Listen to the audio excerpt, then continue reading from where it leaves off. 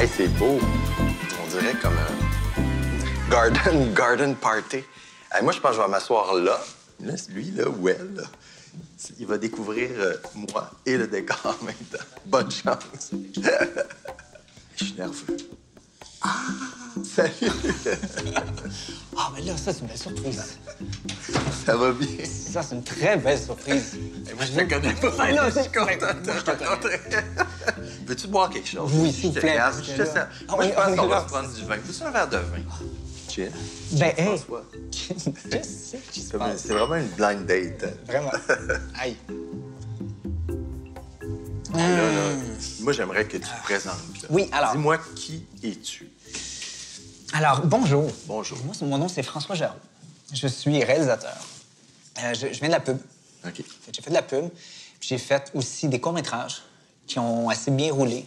T'as peut-être entendu parler, j'ai fait un film qui s'appelle Toutes des connes il y a quelques années. C'est toi qui as fait l'âge adulte? Oui. Ah, mon Dieu! Mais c'est super bon. C'est Mais là, super bon. merci. Mais j'ai pas Non, tout mais- vu, mais je l'ai vu. C'est un ami qui m'a dit, mon ami Rémi-Pierre Paquin, il m'a texté, il fait jamais ça. Il dit, faut que tu checkes l'âge adulte. Finalement, je te connais, tu vois. Ben là, j'ai commencé à réaliser à 18 ans. Je faisais des pubs de McDo national. Puis j'en ai fait, c'est ça, j'ai fait quelque chose comme... je sais pas, j'ai arrêté de compter, quelque chose comme 150, 200 spots. Là. Mais ça faisait partie du truc, mais puis la fiction, ben, c'était toujours le truc en arrière qu'il fallait faire. Mais ça se voit, quand j'ai vu l'âge adulte, il y a comme une maîtrise du cadre, puis du rythme, puis tu sais, techniquement, c'est vraiment hot. J'imagine que vous n'avez pas eu beaucoup d'argent pour faire tout ça. Non. Non, on a pas beaucoup d'argent, puis on avait très peu de... En fait, c'était surtout le temps qui manquait. Ouais. On C'est faisait tout le temps le 20 à fun. 35 par jour. Ah, mon Dieu. On faisait 70 plans par jour. Mais 70 plans cadrés, bien éclairés, compensés. Tu sais, il y avait vraiment une réflexion sur le cadre. Il y avait un vrai travail. Fait qu'il n'y avait même pas le temps d'une hésitation sur le plateau. C'est tellement de la vignette, c'est tellement des petits Oui. moments. Comme réalisateur, toi, tu sais que ça va être l'accumulation, la succession de ces vignettes-là qui va avoir du sens. C'est le clash d'une vignette avec la Ouais. suivante. Oui, tu sais. c'est Puis ça. c'est dans cette espèce d'ellipse-là, puis ce qui se passe entre, qu'on va pas filmer. C'est là qu'il y a Souvent un les- gag. Là, Mais tu sais. ça, c'est un bon exercice parce que souvent, les bons réalisateurs, c'est ceux qui sont capables de comprendre c'est quoi la valeur de cette scène-là, tu sais. Comment, genre, si on est pressé dans le temps, Jean-François Rivard, il est très bon là-dedans aussi, tu sais, vu qu'il écrit avec moi, puis, tu sais, il sait que hey, cette scène-là, on va la faire vite, on va la botcher, on s'en torche, elle n'est pas si importante, puis, tu sais, Ouais. de savoir, mais il y a des réalisateurs qui n'ont pas cette conscience-là. C'est comme tout, et comme chaque moment est d'égale valeur, fait que des fois, tu fais comme, hey, pourquoi on est 2 heures là-dessus, on s'en torche? Puis la scène super importante, on la botche. Je sais pas comment c'était vous autres à la fin sur Série Noire. C'était encore quand même vraiment des bonnes conditions, tu sais.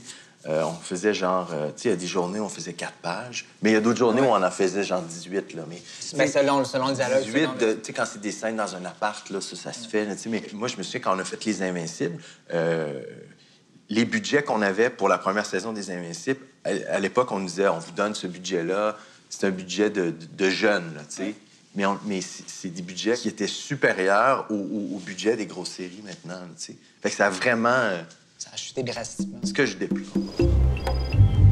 Série Noire, c'est évident, là, il y a énormément de références. Mais est-ce que tu t'arrêtes puis tu vas voir des trucs? Est-ce que tu te références beaucoup pendant l'écriture ou c'est un truc que tu as déjà en tête? C'est plutôt des affaires qui vont popper, qu'on a déjà en tête, ouais. OK. C'est comme quand j'écrivais Série Noire, je regardais pas beaucoup de télé. C'est aussi que quand tu passes toute la journée sur un scénario de télé, le soir, tu veux changer les idées. Puis moi, j'ai pas envie d'écouter une série télé. Je trouve que ça me confronte trop, puis ça me fait travailler. Puis, Mais alors, est-ce que tu vas voir un film? Est-ce que tu vas au théâtre? Est-ce que tu Ben, aller au consommes théâtre, d'autres c'est choses? super. Je vais au théâtre, je vais au cinéma. Mais dans Série Noire, toutes les références, c'était des... C'est des références que Jean-François puis moi, on a en commun. Puis à un moment donné, quand on brainstorm, on dit « Ah, ça serait cool. » Puis quand tu vois que ça... Faut pas que ça soit gratuit, tu sais. Faut que ça ait rapport avec l'histoire que tu racontes. Mais... Puis on trouvait que dans Série Noire, c'était le fun de faire référence à plein de films parce que c'est l'histoire de 2 scénaristes, tu sais.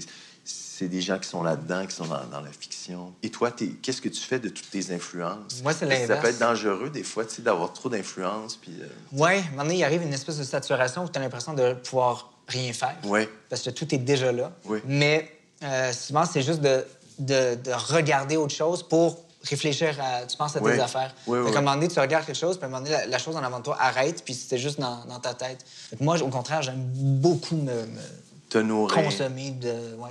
Y a-tu quelque chose que tu aimerais, comme auteur, que tu aimerais explorer? Y a-tu un sujet, ou y a-tu une thématique, ou y a-tu une approche que tu aimerais faire? C'est de raconter une bonne histoire puis me surprendre, en fait, c'est ça. C'est ça que j'espère toujours. Puis quand on a fait Série Noire, c'est ça que j'ai aimé de cette expérience-là, c'est que Jean-François Rivard et moi, je pense pas qu'on a fait la série qu'on pensait faire au départ.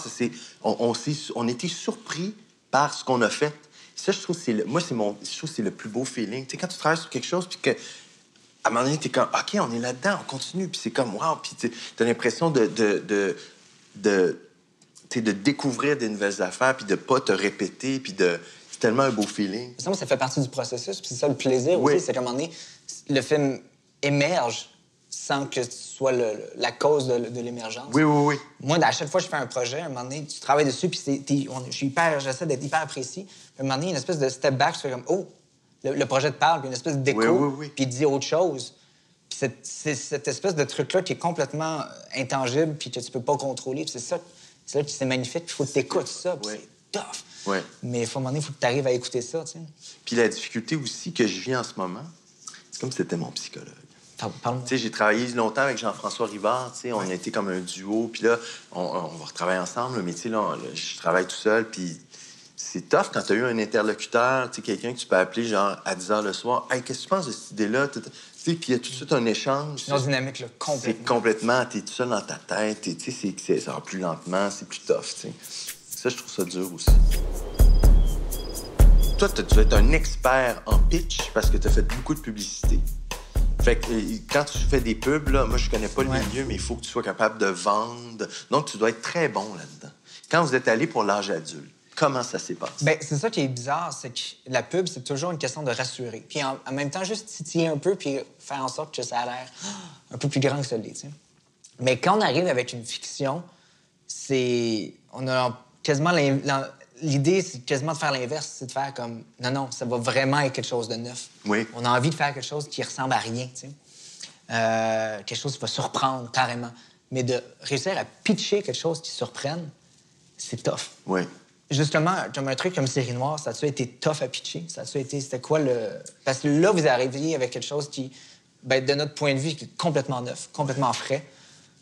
Bien, au début, quand on a pitché, on savait pas... Tu sais, comme je l'expliquais tantôt, c'est vraiment à force d'écrire qu'on a trouvé notre affaire aussi. Je pense que quand on a fait notre pitch à Radio-Canada, c'était pas si défini que ça. T'sais, on avait écrit les 2 premiers épisodes. On n'avait pas écrit de Bible. Nous autres, on n'écrit pas des Bibles. Moi, j'aime pas ça. Directement l'épisode. 2 épisodes, puis un document de présentation, mais genre 10 pages. Tu sais, genre, voici c'est quoi l'histoire en gros, les personnages, le ton. vers où on s'en va. Ouais. Okay. Mais nous autres, on avait en même temps, on était dans une bonne position parce qu'on avait fait Les Invincibles, qui avait été quand même un gros hit. Fait que on était... Mais je suis content parce que je trouve qu'on a profité de cette opportunité-là. On sentait que les gens à Radio-Canada étaient contents de nous revoir. Puis on est arrivé avec quelque chose de... On voulait pas refaire Les Invincibles, on voulait s'éloigner. Puis on a été chanceux, je pense, parce que on n'a pas eu à faire de compromis non plus. On a fait toujours, mais tu sais, c'est des compromis qu'on s'imposait nous-mêmes. Tu sais, on n'a pas été censurés ou rien.